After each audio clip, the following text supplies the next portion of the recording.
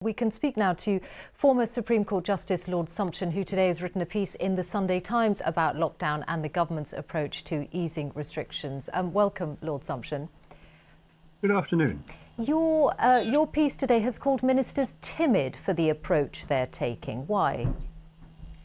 Because they seem to me to have no real purpose in continuing the lockdown other than to spare themselves public criticism. Now, one does understand why politicians don't want to be criticised, but it's the mark of a statesman that you're prepared to stand up for the national interest and not simply to run away before public opinion, especially when you have, in a sense, created that public opinion yourself by frightening the daylights out of people over the last 8 weeks and trying to persuade them that this is a much more virulent epidemic than it actually is. The current rationale for the lockdown is incoherent. I say that because the old rationale was you must spread the infections over a longer period so as to allow the NHS to catch up. So that was why there was the slogan, "Save the NHS." Well, they've dropped that part of the slogan, and they've dropped it for good reasons, which are explained in the paper that they published on Monday. Currently, the NHS has more than doubled its intensive care capacity. It's an impressive achievement by the government, but they need to follow the logic of it. The crucial fact is that their paper accepts that COVID-19 is going to be with us long term. That is the likely outcome. And it's consistent with the science. Once a virus has taken hold in a population, it doesn't just go away until enough people have been exposed to the disease to acquire immunity or a vaccine turns up.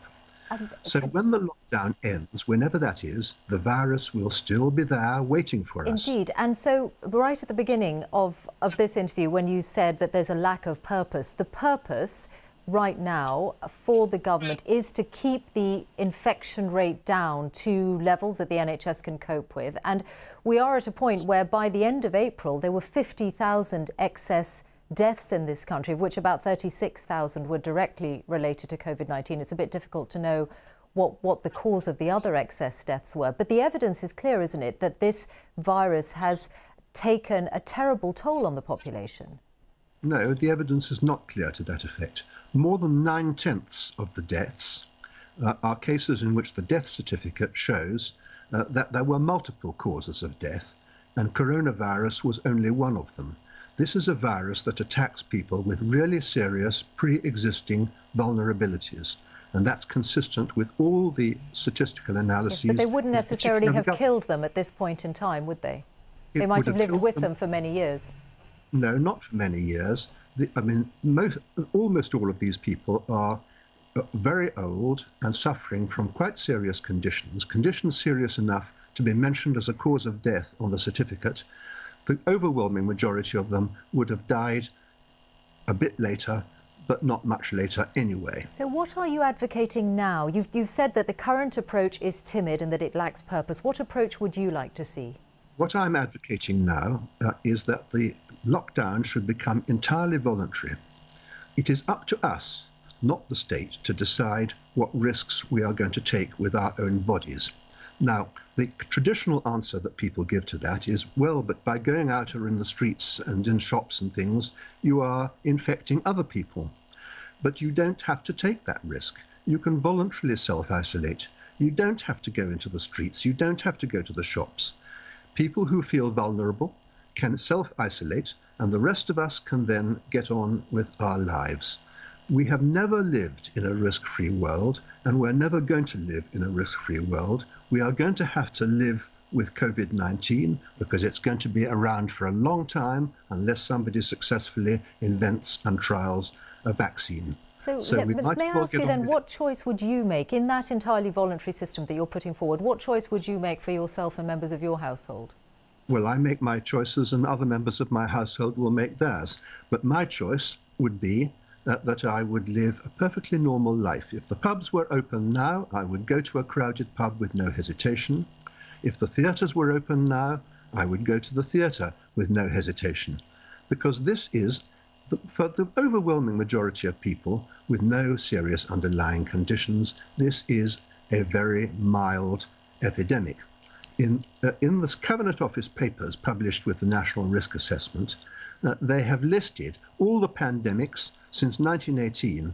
The mortality of this one is right down the bottom, lower than any of the others. And I would happily take that risk. Okay. And if you were an asymptomatic, let's imagine you were carrying the virus and you were asymptomatic and you carried on and your daily life and you went to the theatre and you sat next to someone who then did catch the virus from you and die from it. Would you think that that's part of an everyday risk that it was fine for them to have taken? Well, it's up to them whether they want to take it.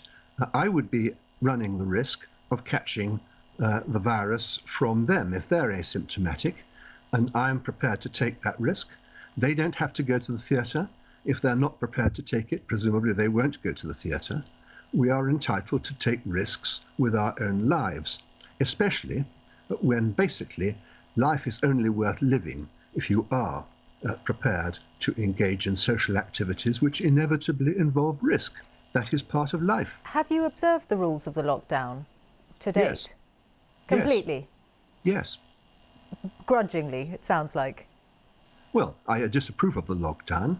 You can call that grudging if you like, but I comply with the law because I don't wish to place a weapon in the hands of people like you.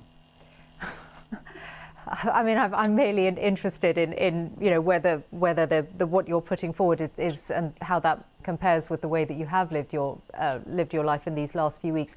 But I wonder if you do think that everyone would make I have been a very public spokesman for a particular point of view, and I'm not going to undermine my own position by disregarding the law. Yes, I just wonder whether you think that in an entirely voluntary system, whether people would make sensible decisions. The Prime Minister has placed an emphasis on the good sense of the British people, but yes. Do you think we are a society that can make sensible decisions as individuals while protecting public health as a whole as well? Yes, of course we are. We're grown-ups. We're a sophisticated society, and undoubtedly there will be a few people who do not make sensible decisions. But you cannot imprison the entire population simply because a small minority is not being very sensible with their own safety. So what would you say to the people who've been at anti-lockdown protests in places like Hyde Park in London?